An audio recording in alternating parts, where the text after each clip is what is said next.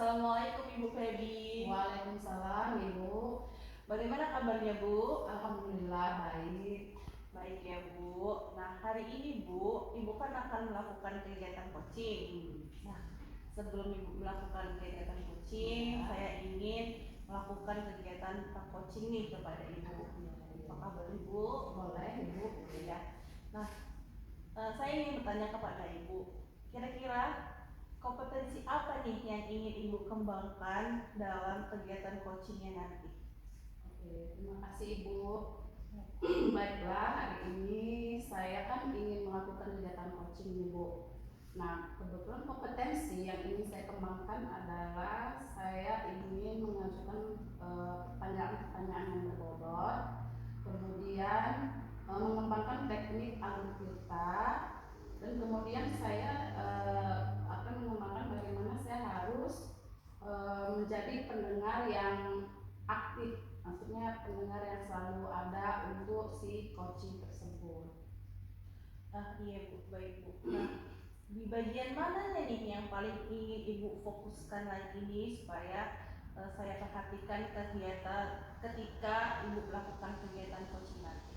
Oke, kegiatan yang diamati itu pastinya Bu alur kitanya, apakah sudah sesuai dengan alur kita, kemudian dari pertanyaan-pertanyaan yang berbobot yang akan saya sampaikan kepada coaching nanti, kemudian juga saya dapat menggali permasalahan dengan cara menjadi pendengar yang selalu ada untuk si coaching. Untuk si coaching tersebut. Iya. Terus Bu, bagaimana kira-kira penilaian Ibu sendiri nih kan terhadap apa yang ingin Ibu lakukan tentang coaching nanti ke depannya? Terus apa yang ingin Ibu kembangkan lagi? Oke Bu, yang saya berharap penilaian yang akan saya lakukan ini dapat meningkatkan teknik coaching saya dari yang sebelumnya.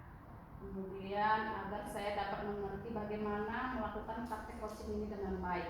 Itu Ibu. Baik Bu, berarti Ibu sudah mempunyai harapan untuk coaching Ibu ke depannya bagaimana ya kan Bu? Ya. Kemudian Bu, saya akan menemani Ibu dalam kegiatan coaching nanti sehingga kita akan sama-sama berada di tempat. Terima kasih Bu.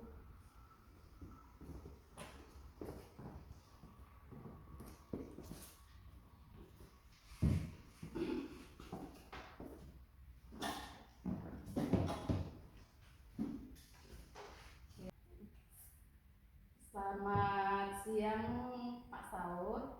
Selamat siang Bu Feby. Terima kasih kepada Pak Saud ya yang sudah bersedia untuk meluangkan waktunya hari ini untuk melakukan diskusi. Nah, kabar Bapak hari ini tuh bagaimana Pak? Kabar baik Bu. Alhamdulillah.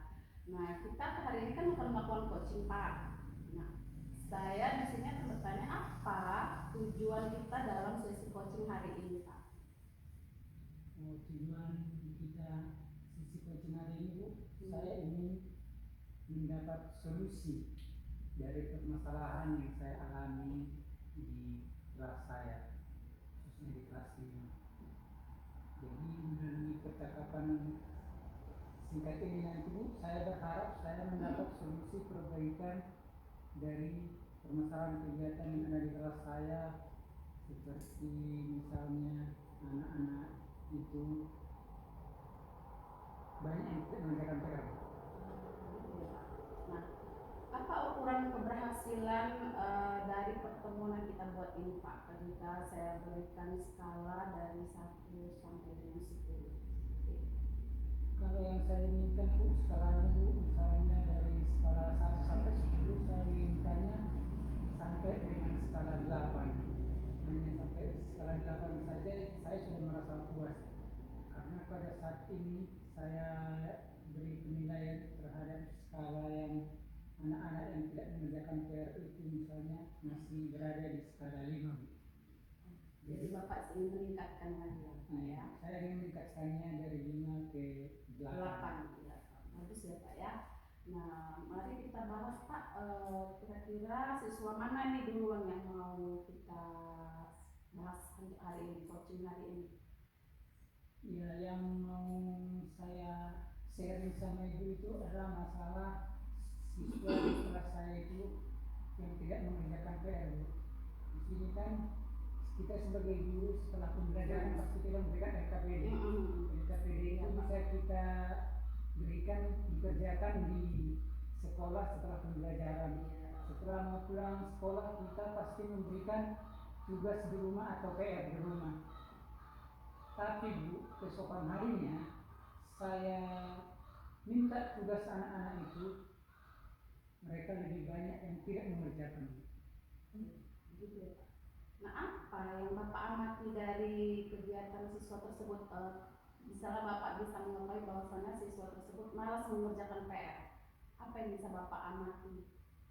Yang saya amati itu mereka yang mungkin ya Bu ya, masih mungkin karena belum dapat saya pastikan. Mungkin yang pertama itu mereka masih kurang pemahaman tentang pelajaran yang dipelajari pada hari tersebut. Dan mungkin juga Bu, tanggung jawab orang tua di rumah yang tidak mendampingi anaknya belajar di rumah. Kan biasanya Bu, kalau kita itu sebagai orang tua, kita harus mendampingi anak tersebut di rumah untuk mengerjakan PR. Kita bertanya apakah mereka ada tugas atau tidak. Kalau tidak, kita suruh belajar pembelajaran yang sudah mereka pelajari di rumah. Tetapi kalau ada PR, kita harus mendampingi mereka mengerjakan PR tersebut.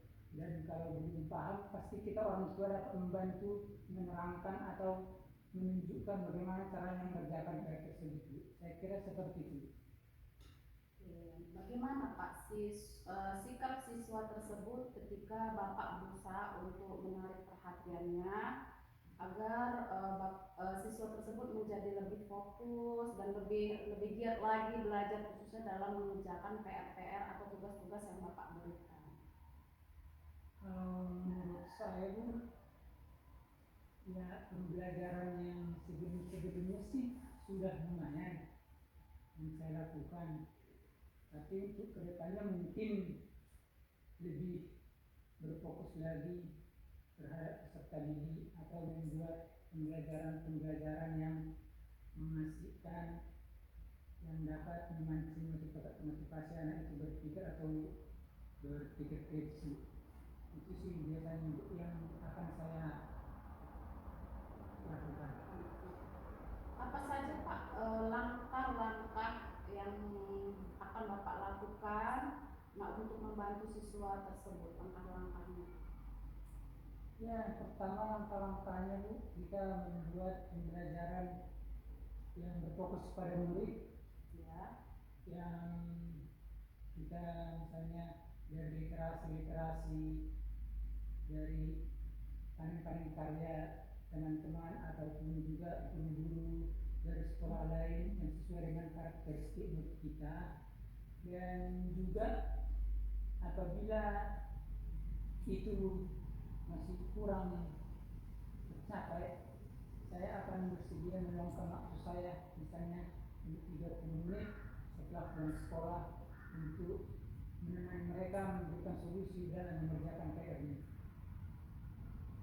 Apakah Bapak sudah mencoba metode pengajaran yang menarik Pak untuk menarik perhatian siswa tersebut agar dia makin semangat, semakin fokus seperti itu? Apa sudah melakukannya Pak? Ya, terima kasih Bu. Seperti yang saya bilang tadi, saya sudah melaksanakannya, tapi mungkin masih kurang untuk anak-anak. Masih perlu saya tingkatkan lagi pembelajaran, misalnya seperti yang berfokus pada anak-anak, misalnya yang berdiferensiasi ataupun yang mencakup KSE yang telah saya pelajari dari guru penggerak. Mungkin itu akan saya tingkatkan lagi. Semoga anak-anak tersebut dapat memahami lebih dalam pelajaran yang telah dipelajari di kelas. Jadi Bapak juga sudah menyiapkan juga langkah konkretnya ya Pak. Nah, bisa disebutkan Pak, langkah konkret apa yang Bapak lakukan untuk anak tersebut? Ya, untuk yang saya lakukan langkah konkretnya Jelas Bu, itu mulai dari pemetaan, kegemaran dari anak-anak itu, apakah cara belajar mereka sama atau dapat kita bedakan. Seperti pembelajaran diferensiasi Bu, kita bisa memetakan mereka itu bagaimana, adakah dia misalnya cara belajarnya itu misalnya hanya melihat gambar, dia sudah bisa menentukan intinya, ataupun harus melihat video, ataupun mendengarkan. Kadang tidak semua keinginan mereka itu sama, ataupun keinginannya sama untuk mendengarkan pelajaran dari guru. Jadi itu dapat kita petakan, kita bikin kelompok misalnya. Kalau mencukupi anak-anak kita bikin 3 kelompok, seperti yang kelompok tadi, yang video, gambar dan juga kinestetik. Jadi kita kelompokkan, jadi bahannya pun kita berikan berbeda Bu. Tapi dan juga hasilnya juga tergantung anak-anak didik tersebut. Apakah mereka ingin bercerita langsung, ataupun membuat seperti bernyanyi, ataupun langsung membuat laporan, langsung menulis di catatannya itu. Seperti itu. Jadi nanti pembelajaran itu akan disesuaikan dengan kemampuan mereka sendiri, dan yang saya ambil di situ bukan hasil tapi proses itu. Berarti sudah ada rencana-rencananya Pak. Nah kira-kira rencana itu kapan mulai Bapak realisasikan, Bapak lakukan? Jadi rencana saya ini akan saya lakukan, semoga minggu ini saya bisa melakukan persiapan, dan rencana yang saya akan lakukan itu mungkin paling cepat minggu depan. Dari rencana Bapak tersebut, apa yang membuat Bapak yakin bahwa rencana ini akan berhasil? Yang membuat saya yakin rencana ini akan berhasil itu dari literasi-literasi yang saya baca, kesesuaian materi, dan juga kesesuaian karakteristik dari literatur dengan siswa saya. Jadi kemungkinan besar itu pasti akan berhasil. Nah, selain dari ada rasa keyakinan, pasti ada rasa ragu ya Pak. Rasa ragu Bapak itu bagaimana Bapak untuk mengatasinya? Iya, rasa ragu banyak Bu, apalagi untuk mengerjakan bahan pembelajaran yang berbahan digital. Mungkin saya masih ragu dan perlu dibantu oleh rekan sejawat yang memiliki keahlian IT yang lumayan. Pak, nah jadi dari hasil diskusi kita ini, maka untuk menarik perhatian siswa itu kita perlu melakukan ini berarti ya Pak, apa namanya, kegiatan pembelajaran yang interaktif, yang menarik seperti itu ya Pak. Nah, kemudian apa yang dapat Bapak ambil nih Pak dari diskusi kita ini? Dari diskusi kita atau perbincangan kita Bu, pada hari ini, di singkat ini, yang dapat saya ambil yaitu kita bisa sharing atau bertukar pikiran, dan kita dapat mengetahui apa yang di dalam diri kita sendiri itu, dan bisa menggalinya dan bisa menerapkannya, dan juga bisa akan sebagai solusi dari permasalahan yang kita hadapi. Baik Pak, kalau begitu berarti kita bisa menjadwalkan lagi lah ya Pak pertemuan kita atau diskusi kita ini setelah 2 minggu tadi ya, 2 minggu ke depan. Minggu depan, jadi kita bisa diskusikan lagi mengenai siswa yang tadinya kurang fokus, terus maksudnya yang yang kurang aktif lah, tidak mau mengerjakan tugas. Nah baik Pak, kalau begitu terima kasih Pak atas kesediaan Bapak untuk hari ini. Marilah kita saling kerjasama ya Pak, antara guru untuk membantu siswa agar menjadi lebih baik lagi dalam menggapai cita-cita kita. Terima kasih Pak. Terima kasih Bu Teddy, sama-sama Bu. Saya yang sangat terima kasih banyak karena ini telah mendengarkan ini ataupun aspirasi ataupun kegaduhan hati saya dan yang bisa mendapat solusi pada hari ini. Terima kasih banyak Bu Feby. Terima kasih banyak juga Pak.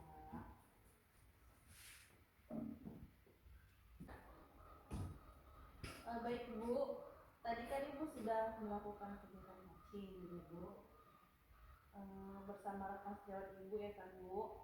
Jadi Bu, sebelum kita akhiri supervisi kita, saya ingin menanyakan beberapa pertanyaan dari kegiatan yang saya amati tadi Bu.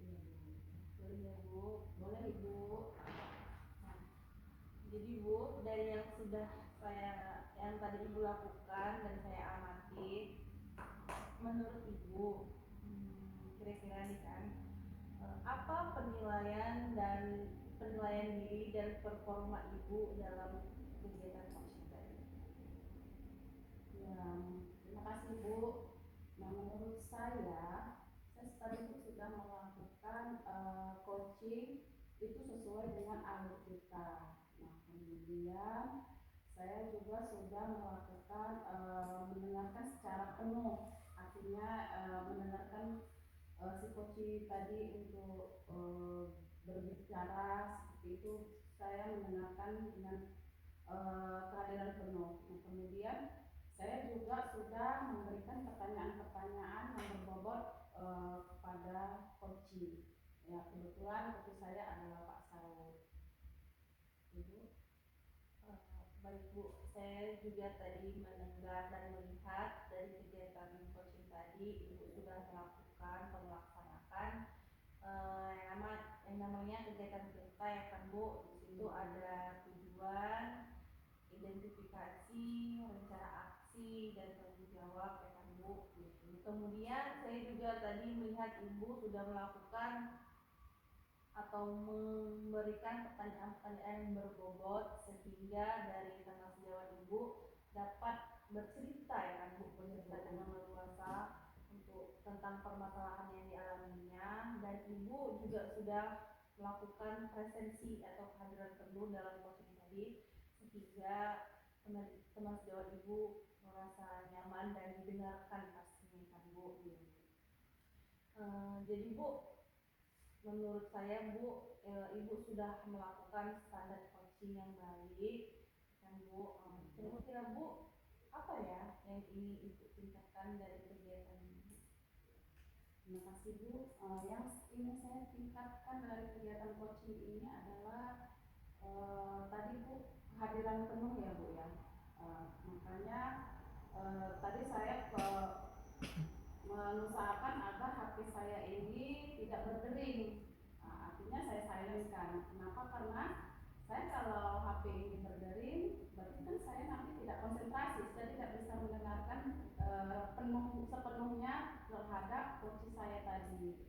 Dan kemudian saya juga sudah menyelesaikan tugas saya di kelas, artinya pembelajaran juga sudah selesai. Karena apa? Karena ketika kita akan melakukan kegiatan coaching, kalau pembelajaran belum selesai, otomatis nanti anak didik pasti akan datang menjumpai saya untuk menanyakan ini seperti apa Ibu, ini bagaimana. Nah, pastikan itu mengganggu konsentrasi dan mengganggu proses coaching tadi. Nah, kemudian saya juga ingin lebih meningkatkan dari pertanyaan-pertanyaan yang saya sampaikan, yang saya berikan kepada coach saya, yaitu pertanyaan-pertanyaan yang berbobot. Saya ingin lebih baik lagi dalam memberikan pertanyaan kepada si coach. Iya Bu, benar sekali. Jadi kita harus benar-benar berada di presensi atau kehadiran penuh ya kan Bu. Jadi Bu, untuk meningkatkan performa Ibu dalam coaching ini kan, kira-kira siapa yang dapat membantu Ibu? Yang dapat membantu saya untuk meningkatkan performa saya ya pastinya Bu, kepala sekolah. Nah, pasti saya butuh dukungan dari kepala sekolah untuk melakukan kegiatan coaching yang tujuannya adalah untuk meningkatkan pembelajaran ya di kelas.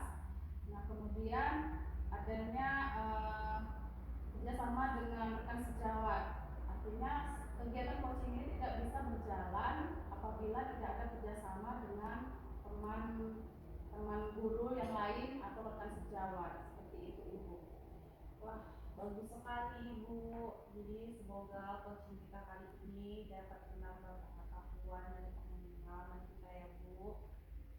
Iya Bu.